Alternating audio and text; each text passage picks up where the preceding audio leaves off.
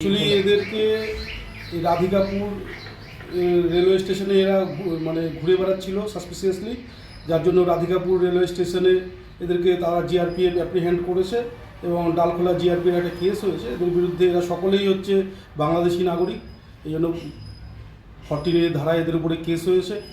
এদের মধ্যে হচ্ছে দুজন পীরগঞ্জ বলে ঠাকুরগঞ্জ জেলা বাংলাদেশের পীরগঞ্জ থানার অধীনে এদের দুজনের বাড়ি, আর একজনের হচ্ছে দিনাজপুরের বাড়ি হচ্ছে এদের।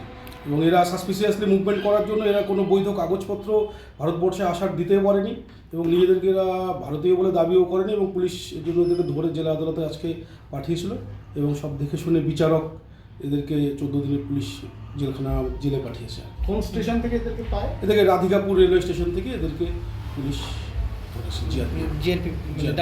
স্টেশনে ঘোরাঘুরি করছে। স্টেশনে ঘোরাঘুরি করছে। কি কারণে এসেছিল? এরা সাসপিসিয়াসলি মুভ করছিল। এরা উদ্দেশ্য যে এখান থেকে কলকাতায় চলে গিয়ে কোনো কাজকর্ম করবে বলে পুলিশ প্রাথমিক তদন্ত জানতে পেরেছে, যদিও তদন্ত এখনও চলছে।